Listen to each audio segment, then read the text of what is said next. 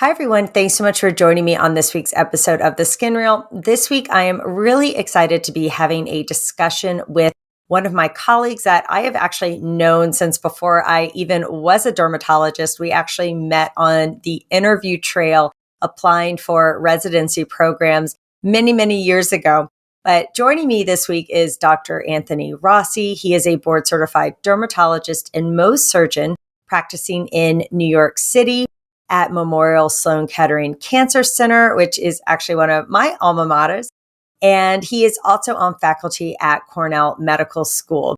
And when he is not busy treating skin cancer patients and taking care of patients in his clinical practice, he is also doing really important research work, especially with cancer survivors, and has also created his own skincare line. So I am really excited to be delving in why dermatologist-led skincare matters and how it can really save you time and save your skin and a lot of headache and help you avoid a lot of trial and error and even maybe a misdiagnosis. So stay tuned for a really great episode. Dr. Rossi, thanks so much for being here. Thanks so much. I'm so happy to be here. It's so good to see you. We look the same since interviewed, so nothing's really changed. Absolutely. You wouldn't be able to tell. All those years have gone by. I know, exactly. The magic of dermatology. Yeah, it really works. Yeah. Well, so speaking of that, why, we're dermatologists, right? So we sort of know about skincare and skin health in depth because of all our training, and it's what we do day in and day out. And we're also both skin cancer surgeons. But what is dermatologist-led skincare? Yeah, no, it's a great question. And I think people forget that dermatologists also really have this passion about topical skincare, or I like to say medical grade skincare, because for dermatologists, we're looking at skincare from a real biological perspective, right? It's not just creams or lotions that you're putting on your skin and sitting on there, but we think about actives, how they interact with the different skin cells and the different layers of the skin and what receptors they might be working on. So for me, a dermatologist-led skincare is encompassing the science that we learn in training and in med school, how we know it all interact with the body and how it interacts with the environment, and putting those all together to give real topical formulations that people can get over the counter, but that actually produce results, right? And so for me, that means dermatology-led skincare also has like clinical trials behind it, like real patient proven results. That's so important. And as dermatologists, we're treating the skin, but we're treating the skin as a living organ, right? I think people sometimes think, oh, the skin, it's just how you look, it's just aesthetics. And that is a component, but your skin health is really so much more. And when you have a dermatologist leading the way with your skincare health and plan, what's going to work for me is going to work for you, right? And if someone has rosacea, they're going to need different topicals and actives than someone with acne or someone with eczema and other skin conditions. So I always like to also tell my patients and listeners that skincare isn't one size fits all. And you really need to know what skin type you have and what you're trying to treat. What is your goal, and not to just put anything and everything on your face that you hear about, right? You hit the nail on the head. So many patients of mine come in and they're like, oh, I have rosacea. I learned about it online and my skin's always red. And I was like, well, you are inflamed, but it doesn't mean that you necessarily have rosacea. I'm like, let's talk about what you're putting on your skin. And they're putting like 15 different things on their skin because they heard about this beauty routine, and they're really inflaming their skin, right? They're causing inflammation just from excessive retinols or excessive vitamin C or excessive UV exposure, and they're not using sunscreen. And both you and I know, because we deal with so much skin cancer, how important just even a daily sunscreen is.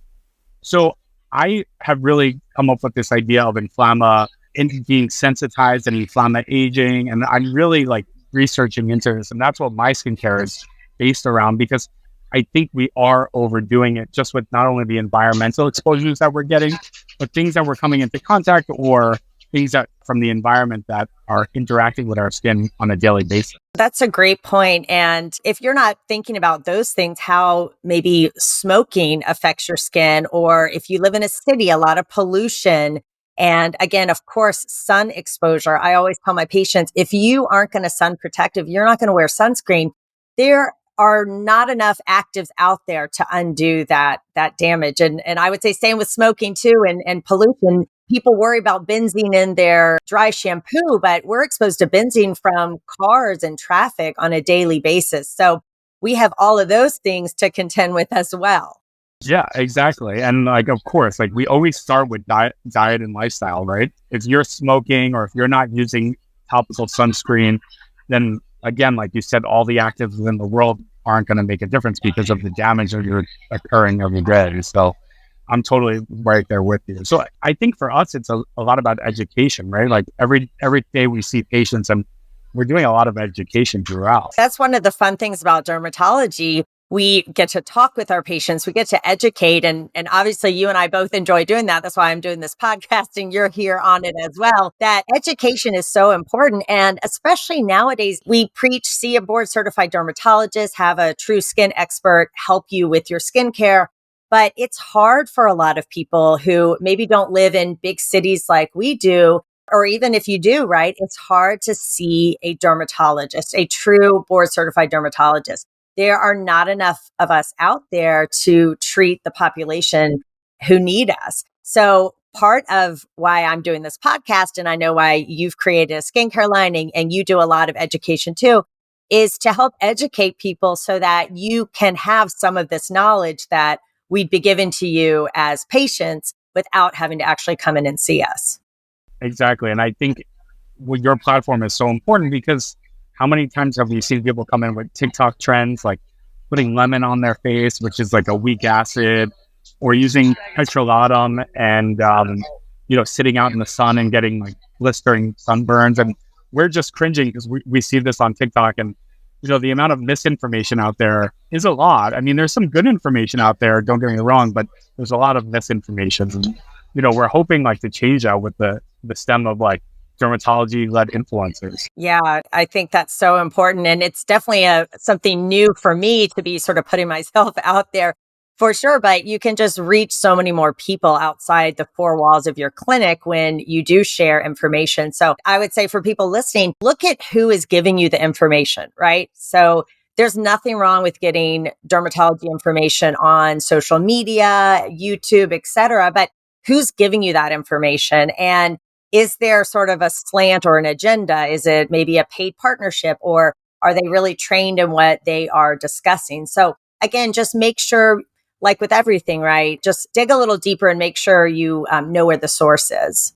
Yeah, even where it's like natural or organic, all for that. But we have to be like have a keen eye on like what's natural and what's organic. Poison ivy is natural. I always tell my patients, but it'll cause a wicked dermatitis. Yeah. Right? You don't want to rub it all over yourself. So there are some things, and we see this a lot. We see contact sensitizers, irritants, allergic contact dermatitis, to just, very commonly occurring ingredients. And that was something I was really passionate about, is that identifying things that you and I both know are really common allergic contact sensitizers or irritants, and then taking those out of the formulations. That's what I did, because it's hard to do actually. Like a lot of chemists don't like removing those common ingredients because they're stabilized and they're easy to use. And we know that they're sort of are able to solubilize other active ingredients.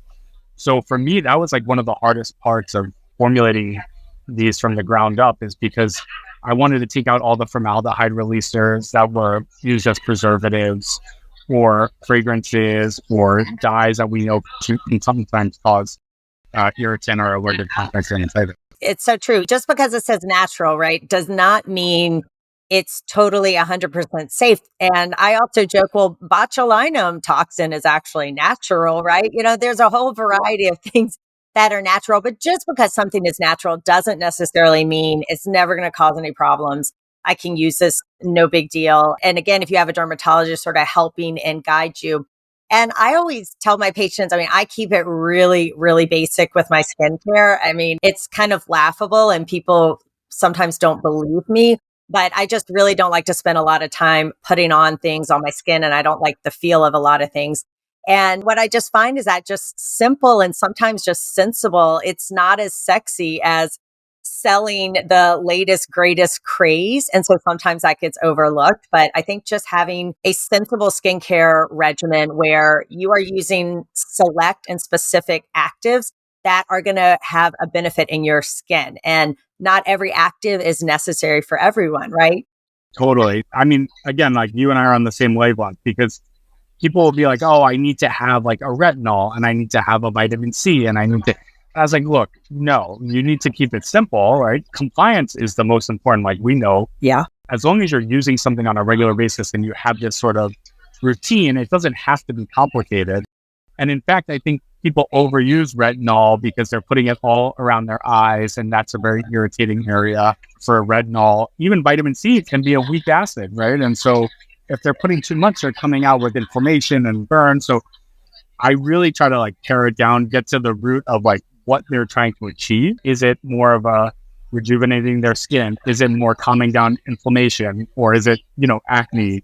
Or just like overall good health, good skin health and longevity. So we really try to get to that goal in mind and then build from there. Yeah. So it sounds like when someone comes and sees you, you sort of sit down with them and figure out what's really their goal, right? How invested or how simple do they want to be, right? I mean, I don't think you and I have time to do 15 steps before we leave the house, Yeah. So we want to get to the point of it, of course, and then always incorporate, a active ingredient, an active peptide, and then plus sunscreen before you leave the house. Yeah. So actually, can you kind of take a step back? So, hey, someone comes to see you in your office. They want you to help them with a skincare routine and they are wanting to keep it fairly simple, but they are interested in some anti-aging or some actives to kind of maintain healthy skin. Walk us through how you approach that patient. Sure. So I always like to take photos and go through sort of the digital images with them. We can zoom in, we can see like what they're looking at, what they see versus what I see. Because, we both know that sometimes that perception is quite different, right? Like what we hone in on and what we think of versus what they are. So we always start with sort of a 2D digital image and we can zoom in and then we look at it together. And for me, I'm always worried about sun protection, right? Because we know that UV is sort of the main driver of extrinsic photo aging. So both UVA and UVB. So that's always like my, spiel is that we have to have a sunscreen. I prefer the physical blockers like zinc and titanium dioxide because I think they're less sensitizing. But I could understand like why some people would want a chemical sunscreen. And again, compliance is key, right? So if they're going to use it every day, it doesn't matter whether it's physical or chemical. We just want them to use it every day. So that's how I start. And then I also talk to them about their goals and how their skin has behaved in the past, right? Have they tried a retinol? And if they've been irritated from it, maybe they were using it incorrectly, right? Maybe they were using it twice a day, every day. And you and I both know you need to titrate up to that, sort of a stepwise approach. And maybe they were using retinol plus vitamin C and they were just getting super irritated. So I try to start from the basics and then just work our way. And I like to prescribe topical retinoids, but just on a very, small, as needed, once or twice per week to really give them that sort of cellular turnover, but incorporate it into their skincare over the counter that they're using. And I want to make sure they're not using a topical retinoid that we prescribe, plus like a retinol over the counter, because that would be like too much. So again, just trying to educate the differences and what they actually need versus what marketing tells you. I love a prescription strength retinoid if people can tolerate it. And I find if they are starting with a low dose and a very small amount and just a few times a week, that actually most people can tolerate it. And when they're having problems because they're not using it appropriately or they're using too much. And again, if I can sort of talk them through it and let them know, yeah, you are going to get dryness. And actually, when you do get a little bit of dryness, it means it's actually working. So that usually helps them see the endpoint and see the goal. And I totally agree with you on consistency and sticking with the plan. I think too often, I know we're all impatient, right? We want immediate results. I want to eat a salad for 2 days and lose 10 pounds, right? And it's just not going to happen. So this is part of the education, right? That a lot of times we see images and advertisements promising quick fixes. And again, your skin is a living organism. It is not going to flip the switch overnight for most things. I mean, maybe some procedures, yes, but for most skincare issues and starting topical regimens, you're not going to see that overnight. Wow. It's going to take time. It's like losing weight. In the beginning, you just got to stick with it. It kind of sucks in the beginning. So sometimes it's hard. You got to remember to do it. But if you stick with it, you really will reap the benefits. And people, I think, are too quick to say that didn't work, push it aside and try the next thing and not really give it the longevity it needs. Yeah, I try to explain that to people. Like, as we age, it actually takes our cells longer to turn over. So our skin actually takes longer to turn over as we're getting older. And so maybe, when we were teenagers and, in our 20s, our skin was turning over sort of every 4 weeks. And we'd see like changes maybe quicker. But now, as you age, it takes longer. And, you may need 6 weeks, you may need 8 weeks to see. So we really have to give it a go, like you said, and stick with it. But also know that the skin is a regenerative organ, right? Like, we don't have that many organs that will regenerate itself. And the skin is like one of those. And I think that's why you and I love dermatology, right? Like, it's a fascinating organ and the cells can do so much. We have stem cells in our skin that can sort of turn on and turn off and regenerate. We can fix, hyperpigmentation or hypopigmentation. And there's so many cool tips and tricks that we can give our patients. The level of trust and sort of like commitment has to be there from the patient. Another reason why I'm a big fan of dermatologist-led skincare, because it's about creating a relationship. This is a patient-physician relationship that you want to have sort of for the long term and see the changes and be able, okay, well, that worked, or this happened when I used that. What should I do next? And that's why I love dermatology, is that relationship that I get to have with my patients. It's not just a one-time visit. Here's your cream. Have a nice life. That I actually get to see them back, see them change. And also your skincare needs are going to change with different seasons of your life, whether you're in your 20s, maybe your 30s, and maybe pregnancy, you're going to have different needs. And then now into your 40s have different needs, and so on. So again, if you're lucky enough to find someone that you connect with and have a good relationship, I think that's just gold and really super beneficial, not just for the patients, but I get a lot of reward out of that as well. Oh, me too. Yeah, for sure. And I just think it's so nice to see someone through and see how their skin adapts and evolves, and like how we can really improve their skin over time.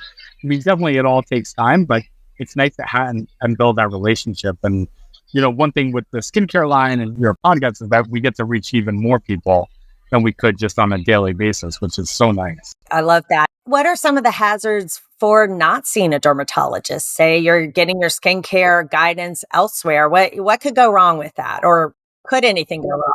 Oh, yeah. I mean, so many things could go wrong. For me, it's like you want to be I'm all about efficiency, and, you want to get to the root cause of the issue, right? And sometimes we do see a delay, right? People have they're doing so much trial and error, and they're doing so much at-home tinkering and sort of wasting money on products that don't really work, or might be even causing more inflammation or more irritation in their skin. And it's not really until they come into the office, and get a full analysis that they're actually getting help. And so there's a lot of time wasted. You and I probably have both seen also patients who have gotten certain things lasered by non-dermatologists. And in fact, it was not really a hyperpigmentation, it was a melanoma. And that's scary, right? Yeah, I just saw one of those that had been lasered numerous times and ultimately was a melanoma, unfortunately. Yeah, and I've seen that as well, and it's always a scenario where you're like, I mean, obviously we'll take care of you from now on, right? And we'll do our best to make sure it's gone. But also something that could have been prevented by if you just seeing a board certified dermatologist up front, right? Because again, not everything that's a brown spot or a red spot is benign. Skin cancer is the most common cancer in the world, right? It affects more people than any other cancer. So we have to have that. And with all the amount of sun exposure, UV exposure, travel, going to the beach, we need to be aware of. We have a good esthetician in Atlanta who I have referred patients to, and she's really good about seeing something that doesn't look right and giving me a call and having them come in to get it evaluated, or she'll do that before a treatment. And so I think having that relationship too is important, that if you are a non-dermatologist and you're treating these patients, if something doesn't look right or it looks funny, not responding, get an expert involved, get a biopsy, have someone else evaluate it, because the worst thing would be a delayed in a diagnosis of especially a skin cancer that's potentially fatal. So yeah, that's certainly like the extreme, right? But also it's just time wasted for patients. You're sitting at home trying things, kind of spinning your wheels, nothing's getting better. And instead of just getting to the root cause right away. And I also see patients come in with, they think they have eczema or they think they have some rash, but really it's from all their products, like just using way too many actives and exfoliants, and their skin barrier is just raw. And they've been told it's eczema, or they've Googled it's eczema, and they're thinking they need a topical steroid, but really what they need to do is just kind of cut back on everything and just really keep it simple. So that's another, I love being able to tell someone, actually, you don't have this medical condition. You're just using too many products. I tell them you're actually sensitizing yourself. So there's a difference, right? Like some people have sensitive skin, sort of an eczematous background, like atopic dermatitis. They sort of were born with that. Their genetics are predisposing them to that.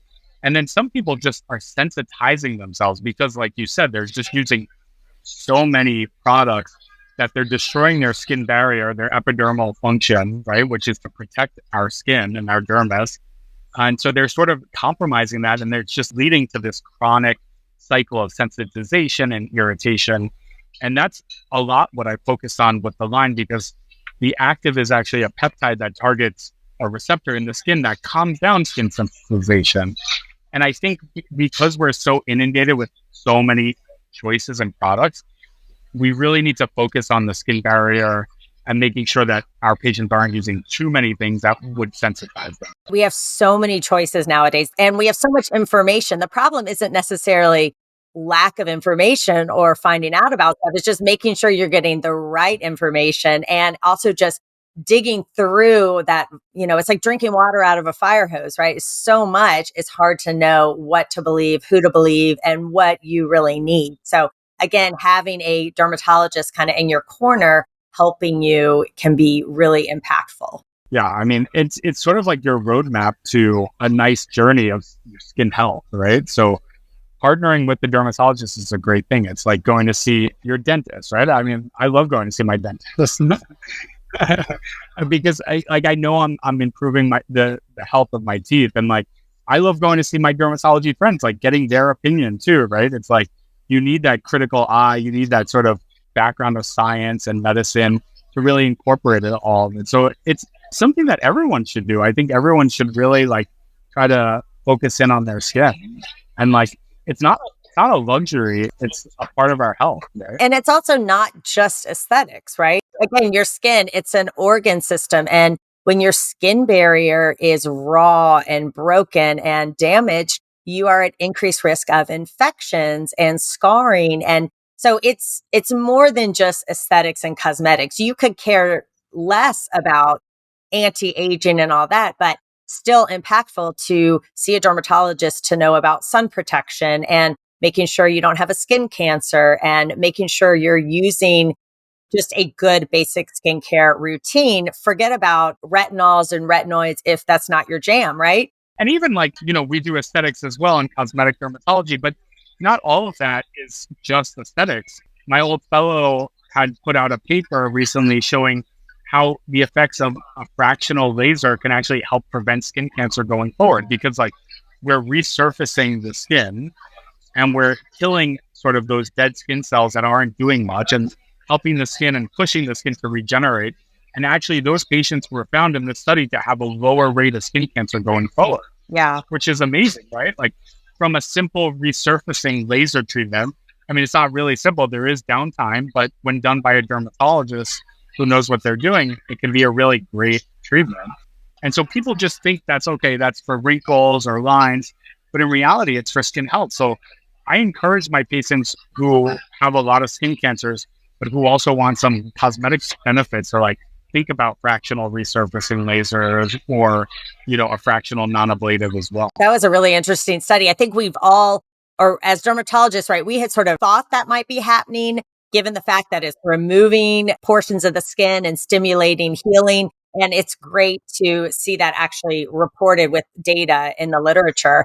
And you bring up a good point. A lot of what we do, there is a lot of overlap between aesthetics with dermatology. It's hard to treat dermatologic conditions without having a little focus of aesthetics, because someone who has really bad eczema or psoriasis or acne, those are medical conditions, right? But they are bothered because people look at them and maybe recoil, or they think they're contagious, or they're worried they're not going to get that job promotion because of how they look. And so there is overlap between that and our specialty, and it's hard to tease out just one or the other. And a lot of times they can be a good mix. I recommend retinols for patients just to not only help with anti-aging, but for my acne patients too. So there definitely is that overlap. And as dermatologists, we are poised to really be able to take care of the medical as well as the cosmetic aspect of that.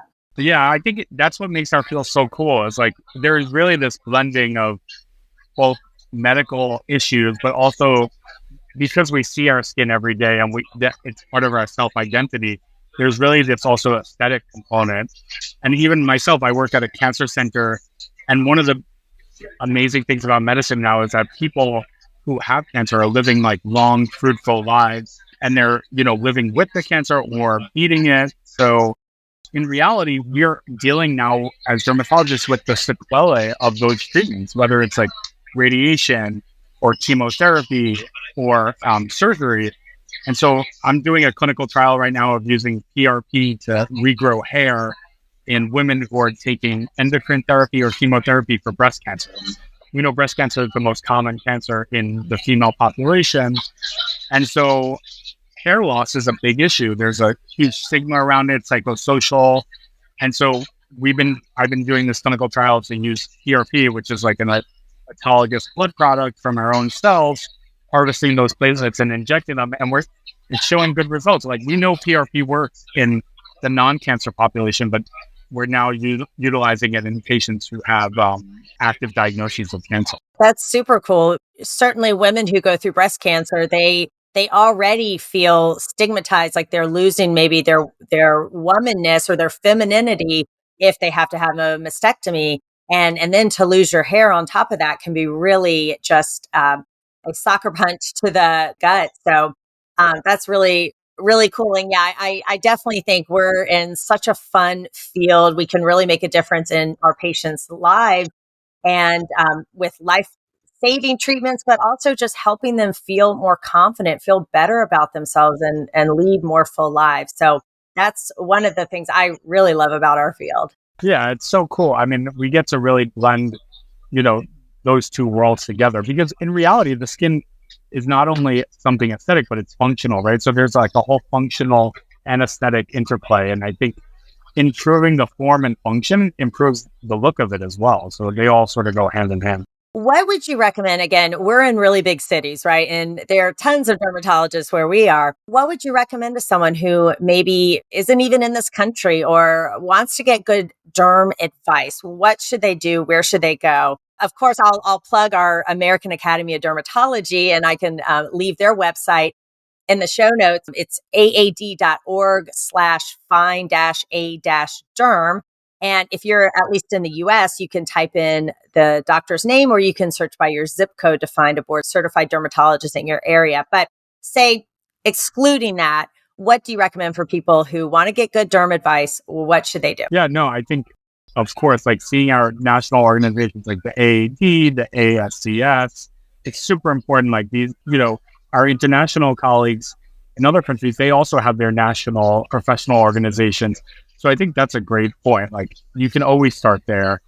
Definitely if you want like more, practical advice, going to someone like you who has their own podcast, who is a dermatologist who's actually practicing and seeing patients. I can't underscore how important it is. Like if you're going to go online and look at digital content, I mean, go to a creator that's actually seeing patients, right? Because you and I both know seeing patients is different than just, reading a textbook, right?